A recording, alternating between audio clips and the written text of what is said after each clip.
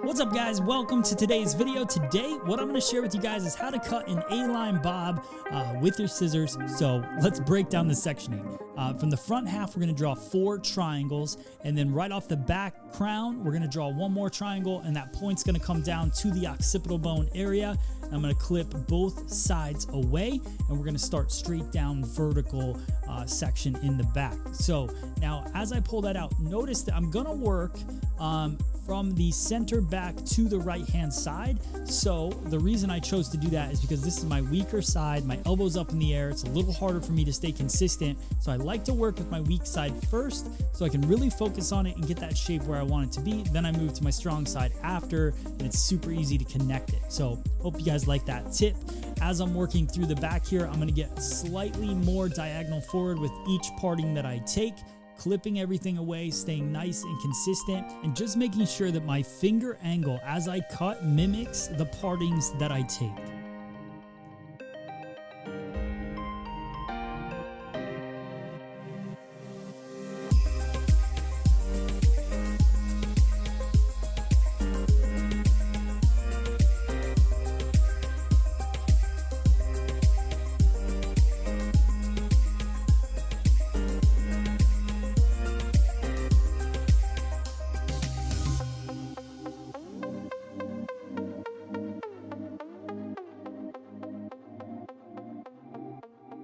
So notice how I get a little bit more diagonal forward as I work through.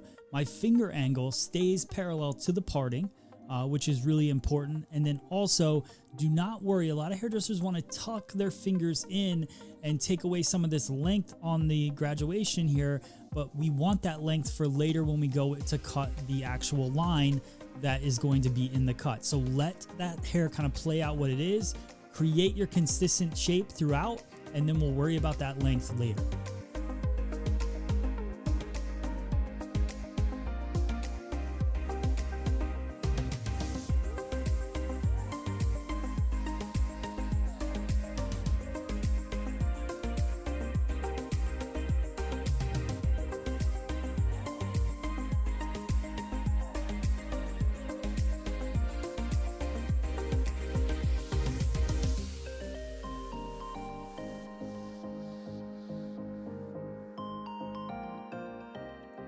Another pro tip, take a look at how tight when I comb back the section. I don't leave any loose hairs. So I really take that tight teeth of the comb and I comb right at the root all the way through so you get nice consistent lines in the cut. It's very important to make sure that we get a nice structure in this haircut.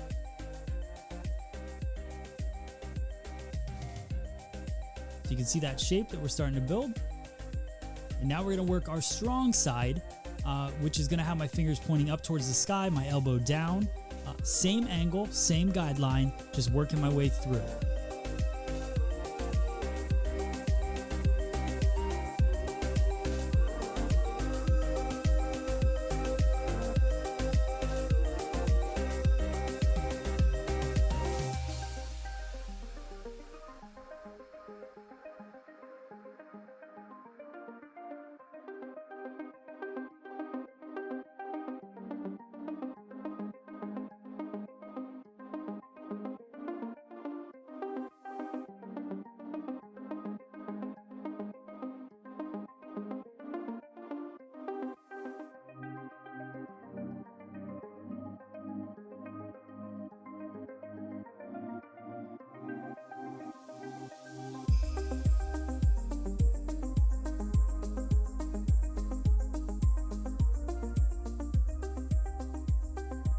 So in these last sections, as you probably saw on the other side, everything's just coming straight back to me.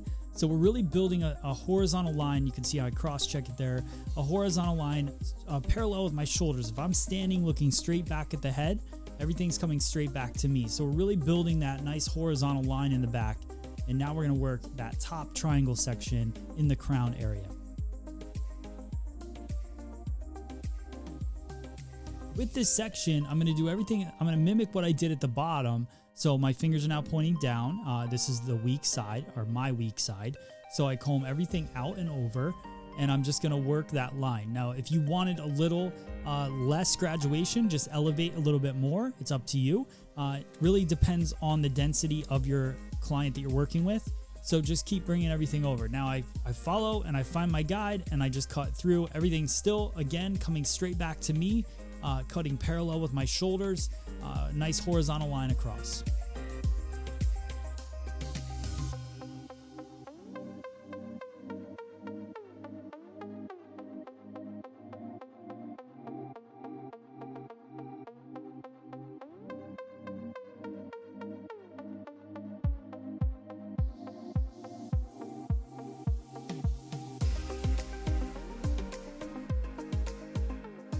Now we're gonna do the same thing on the opposite side. So this is working on my strong side.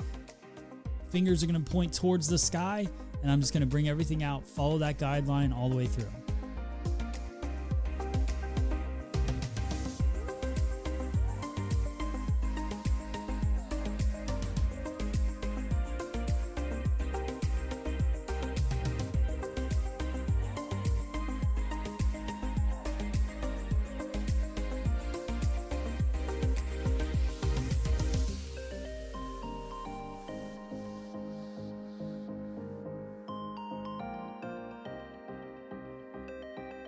All right, so now that we've completed the back, we're gonna move into the side. Now I'm gonna start on the left-hand side and I'll work my way over to the right-hand side, just taking vertical sections and over directing everything back. Notice that I broke this section in half. It's too tall for my fingers basically. So I cut it in half and then I work my way to the bottom of this section.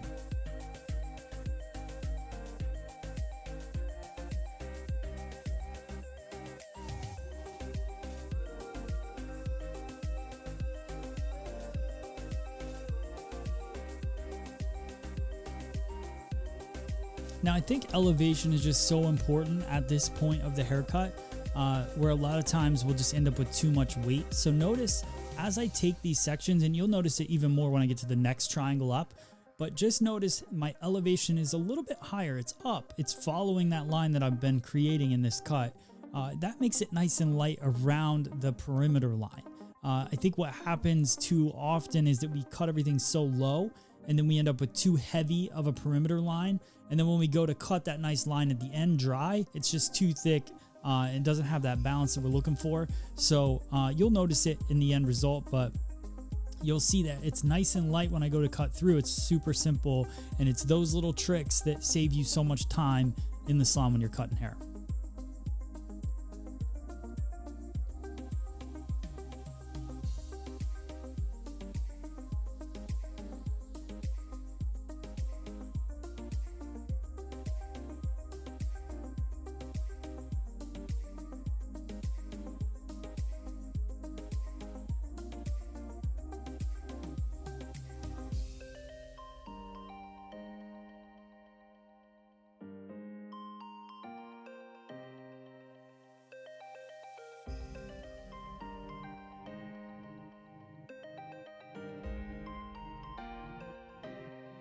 All right, so you can see that line that we've created. Now we're gonna work the last two triangles in this cut, and we're gonna watch it from an overhead view. But just know, and you'll see how far I pull this hair out, I'm elevating it quite a bit because this is the heaviest point. So it's already wrapped up over that parietal ridge area, which is gonna give it even lower elevation, which is gonna create even more density, more weight. So if you wanna lighten up somebody's hairline, all you have to do is elevate just slightly as you work through these last few sections. So see how it comes out to me, elevated up, but I'm still following that line that I created in the cut.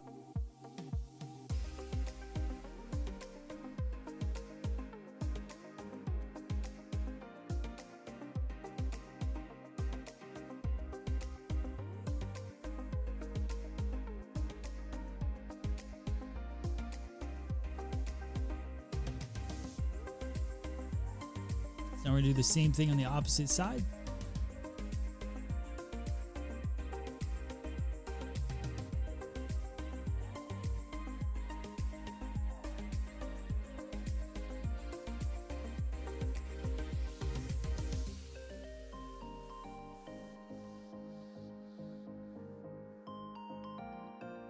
And there we go. So now I'm going to start blow drying. I'm going to do a flat wrap technique using the Ergo Diamond Head brush, my favorite brush that we sell. We sell it on shopfse.com if you're looking for a brush.